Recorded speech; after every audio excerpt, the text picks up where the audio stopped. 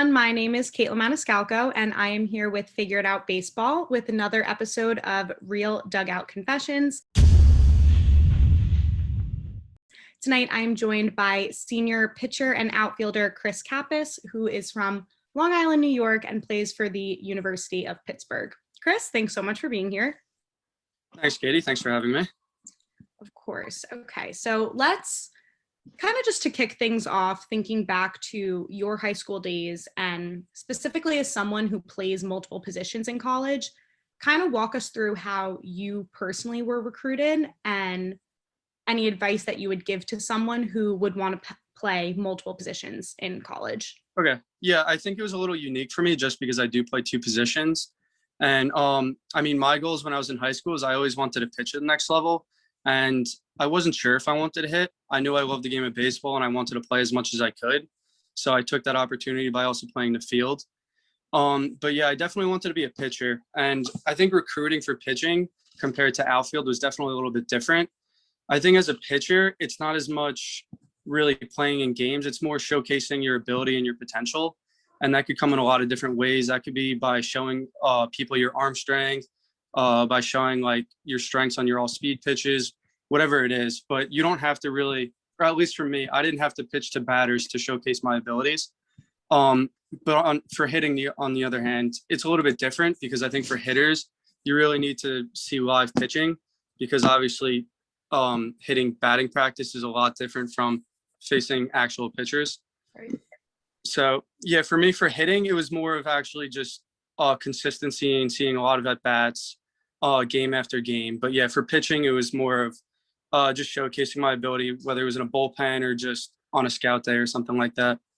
Interesting. So I interviewed Jonah Katz last week, and he said that he went to more of clinics and specific clinics for the schools and clinics and camps. That's right. What I'm looking for to get recruited. Did you go to clinics and camps like that, or was yours more they came to your games and kind of watched you? Yeah, it was definitely a little bit of both. I think early on in the recruiting process, I think it's definitely really important to go to these camps and stuff like that. One, because at a lot of these camps, you're getting instruction from a lot of people who either played college baseball or played professionally, someone that just has a lot of experience in baseball and especially with helping kids getting recruited. Right. So I think it's definitely a good way to help improve your game, but it's also a good way to build connections because these people you meet at these showcases, if they like you, they'll stay in touch with you. And even if they're not the one recruiting you, they'll help you get recruited. Interesting. So, and then you mentioned before from a pitching standpoint, were you sending like your velocities to coaches and kind of videos of you pitching? Because you said that they would want to see you hitting live more. It was for pitching. It was more at whether it was a showcase, whether it was at a clinic or just pitching in games. They'll see the radar gun and everything, so they'll see how hard you're throwing. But more importantly, they want to see that you could throw strikes and they want to see that you could command all your pitches for strikes, not just your fastball. And one of the things I think I wish I did a little bit differently in high school is learn a third pitch a little bit earlier. For me, I always had a fastball and curveball, and my changeup I didn't really work on as much just because I had a strong fastball and a lot of people were late on it. So I didn't want to throw my changeup. And I think that's where I went wrong because especially when I got to the college level, it's a lot tougher to pitch with just two pitches. So I definitely think that throwing at least 3 pitches for strikes is really important when you're in high school. Interesting. That's really good advice. Thanks, Chris. And as someone, so for me at Ithaca, I play softball there, as many of the people who are listening would know from my previous interview with Jonah. And our coach always asks us for feedback when we have recruits on campus. Like I remember on overnight, she'd always be like, tell me if they're absolutely insane or anything that I have to worry about. Is that something that you also have experienced as an upperclassman, having recruits consistently come on campus and to the team? Yeah, definitely. I think obviously, like you're saying, they'll see your personality when they talk to you on the phone or whether it's in person when you go to meet the coaches, whatever it is, they'll see your personality. But also more importantly, the first thing they'll look for is grades. I know a lot of people don't really like if someone's really into baseball, they might not care about their grades as much. But I can't really stress enough how important grades are, especially in high school.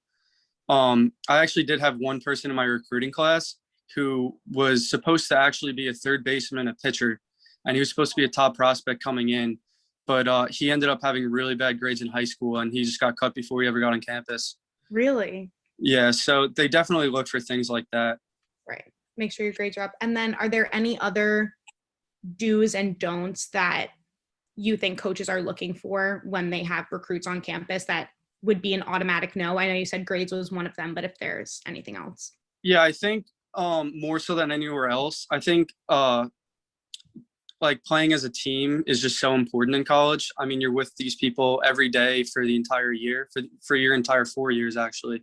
So they want to see that you could build chemistry with teammates. So when you're in high school, I think it's really important to get along with people on your team, not even just on your team, but just everyone in general. No, that's a really good point, because I know for us specifically, I remember my coach would always say to us, like, she's coming into our family. Like, we need to make sure exactly as well. So you're right. She can't, or he, get along with your teammates then. Right, exactly. And something that I found very beneficial during the recruiting process was hearing the different typical day in the life of a student athlete. So if you could just walk us through what a typical, I mean, pre-COVID, before, I know there's a bunch of guidelines right now. Yeah, now it's a little bit different, but now it's much different. But before COVID, like a typical day in the life, kind of when you lift, when you get up, classes, stuff like that. Yeah, I think one of the biggest things that most colleges are big on is a routine. So whatever routine you pick, I think it's important to stay in your routine, whether you're going to bed at 10 o'clock, 11 o'clock every night, and waking up at the same time every morning, just to kind of build that routine of when you're waking up, when you're eating, whenever you're doing anything really. It's good for mental and physical health. So for me, it was usually about a 7 o'clock lift in the morning. So I'd usually be up about 6, eat something quick before a lift. Lift would be from 7 to 8. And straight from lift, I would have a quick breakfast and then go down to class. So class was usually between, I would say, 9 o'clock and 12:30, I would say. Okay. And then I would have to head back to the field for practice. So practice usually started at 2, but we would have like an optional BP, and obviously people would have therapy and stuff, or whatever it was they wanted to get done before practice, which would usually start about 1. So we would usually get to the locker room, I would say around 12:30. We would hang out with the guys on the team, watch TV in the locker room, just hang out there for a little bit. Nice. And then head to the field for what we have to do. So practice was usually up until, I would say, around 5 o'clock. And then depending on the day of the week, I would have probably 2 night classes a week, which were 2 to 2.5 hours long. So I would usually get home around 9:30 and do some homework and then go to bed pretty much. That blows my mind. See, I know that's crazy, because I remember it would be so different. Like, did you find that when you were getting recruited, like the differences in schedules? I know you were pretty much focusing on Division I, if I'm correct. Yeah. Okay. Yeah, I think it was definitely a big adjustment for me, and it's a big adjustment for a lot of freshmen. So I think the fact that I was talking about consistency with like a routine and stuff like that, I think it's important to build that with high school. And that's what I started to do. Did I lose you? You hear me? Yeah, no, you're good. I think that's what I started to do more my senior year of high school, is build a routine of going to bed the same time, waking up the same time, lifting the same times of the week, every week. Yeah, I think that was really important. So it made the adjustment for me a little bit easier for college, I would say. But yeah, college is definitely a lot different from high school, where you're with your team most of the day. Interesting. Okay. And last question, just to wrap things up. I know you said that working on another pitch was something that you kind of wish you did differently. Is there any advice you would give to your 16-year-old self that was looking to get recruited? I